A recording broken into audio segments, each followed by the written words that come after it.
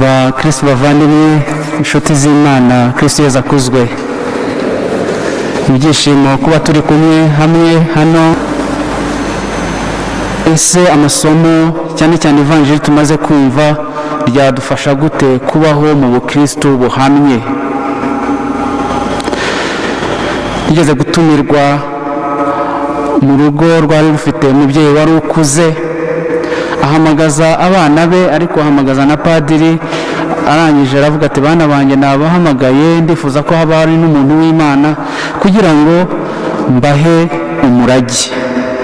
Abana baza ari benshi bazi ko agiye kubaha ibintu byinshi byazabafasha cyangwa se n'ibyo yari atunze. Arangije arababwira ati, bana banjye, nagira ngo mbasabe kandi mbahaye amagambo azabafashe kandi muzayakurikize.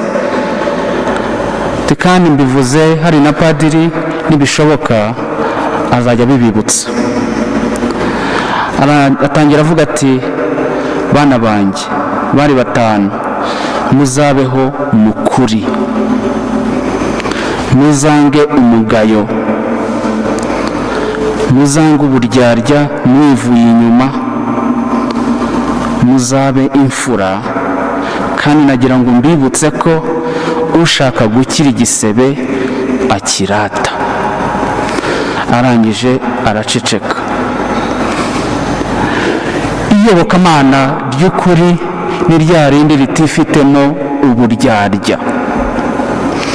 Ivanjiri y'uyu munsi Yezu yerekana uburyo yanga uburyarya kandi akanenga abaherezabitambo ndetse n'abafarizayo n'abigishamategeko ndetse n'abafarizayo ko bigishaga ariko ntibakurikize ibyo bigisha. Arababwira ati, murajya mukora kandi mukurikize ibyo bababwiye, ariko ntimukigane imigenzereze yabo, kuko bavuga ariko ntibakore. Bahambira imitwaro iremereye bakayikorera abantu, ariko bo ntibifuze no kuba bayikozaho urutoki. Muri ibyo byose babikora kugira ngo babonwe n'abantu. Muri make ngiyi ivanjiri tumaze kumva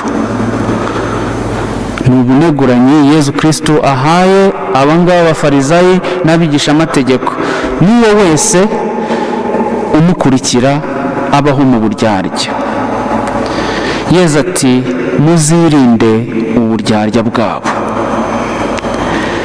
Biroroshye rero gutekereza ko abafarizayi bari abantu babi, ariko nagira ngo duhite twibuka ko harimo bamwe bagiye gushaka Yezu Kristo kugira ngo bamenye ukuri kandi barebe uburyo bazabona ingoma y'Imana. Muribuka mu ivanjiri ya Yohani umutwe wa 3 uko batubwira umufarizayi Nikodemu wagiye kureba Yezu kuko yumvaga ko afite ukwemera, ariko ashaka kurushaho kumva neza icyo ingoma y'ijuru ivuze.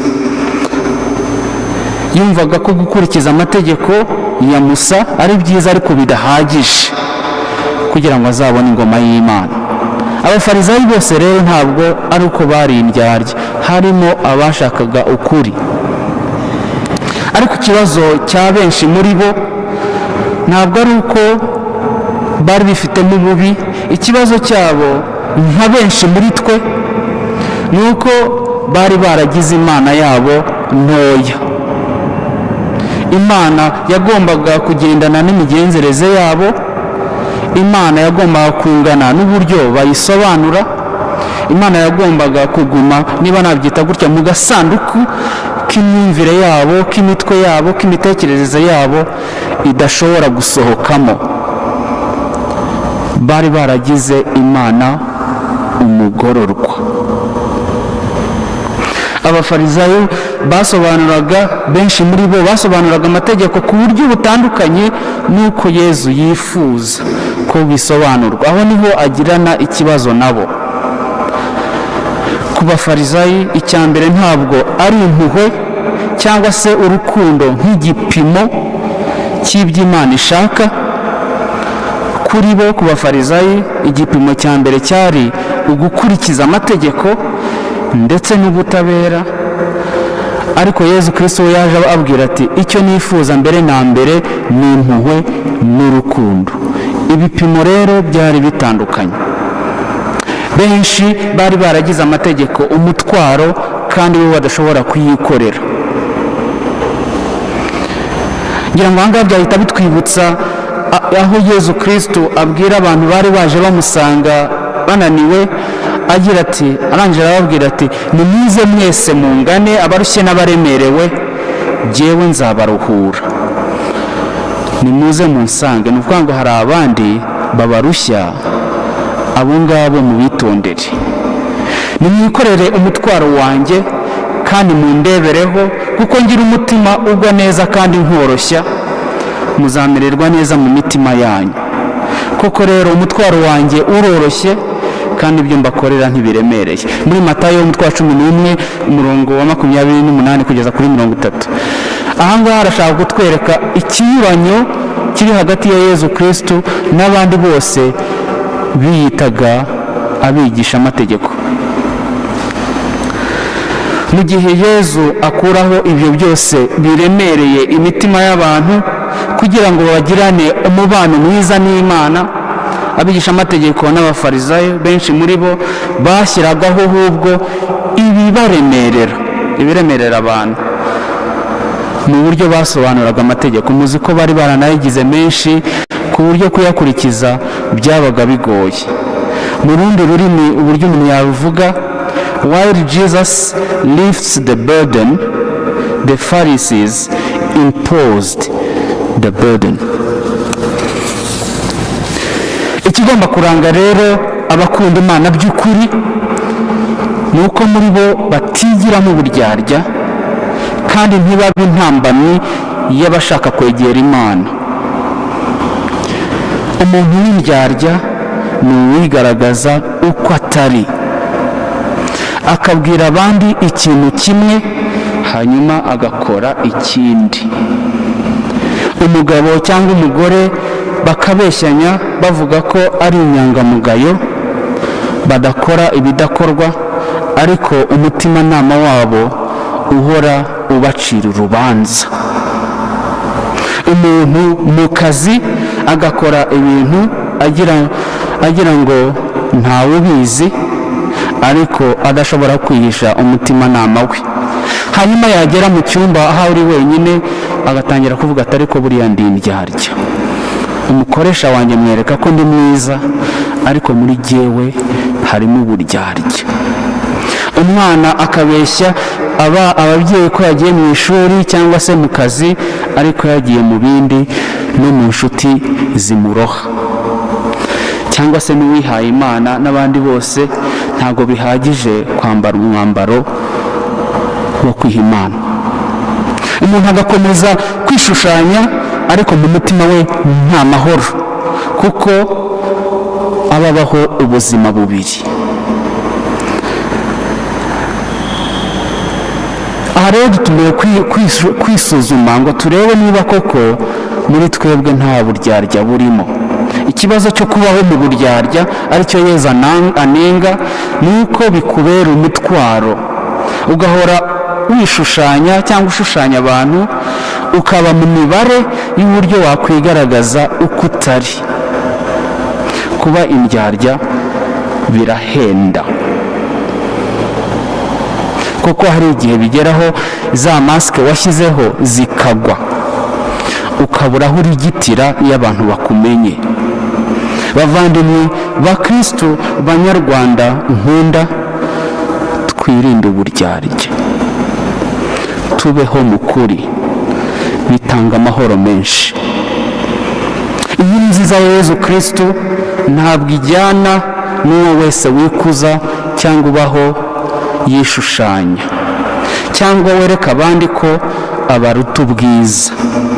Umuntu wese wikuza yishyira muri gereza kandi akazagera akavumburwa, akaba imfungwa y'ubwirasi bwe.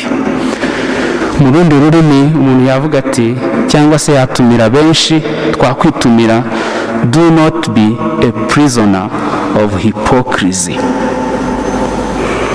Kubumva inkuru nziza ya Yezu, ikigamijwe cya mbere ntabwo ari icyubahiro duhabwa, ahubwo ni uko tuba umuryango umwe, ntihagire usuzugurwa kubera ko atari mu rwego rukomeye. Ku bakurikiye Yezu Kristu, igikomeye ni uko baba abavandimwe.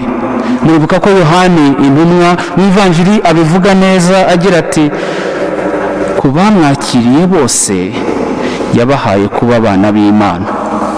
Aho ngaho cya mbere ntabwo ari uko ari abapadiri, ntabwo ari uko ari musenyeri, ntabwo ari uko ari umudepite kanaka, n'abana b'Imana. Kuba ndi padiri ntabwo byasobanura na gato ko hari utsikamirwa kubera ko tutari mu rwego rumwe. Waba ufite impamyabushobozi y'ikirenga, ntabwo biguha umwanya wo kwirata ku bandi kubera ko mudahuje agaciro cyangwa se umushahara. Ibi Yezu abishimangira agira ati, umukuru muri mwe azabe umugaragu wa bose, uzikuza wese azacishwa bugufi, naho uwicisha bugufi azakuzwa. Dufite urugero cyane cyane kuri uyu munsi wa gatandatu twibuka n'umubyeyi Mariya. Muribuka ko Mariya amaze guhabwa inkuru nziza y'uko azabyara umwana w'Imana, muri iyo ndirimbo dukunda kuririmba abivuga neza, agira ati, uhoraho yibutse umuja we utavugwaga. Kandi guhera ubu amasekuruza yose azanyita umuhire, yicishije bugufi uhoraho aramuzamura.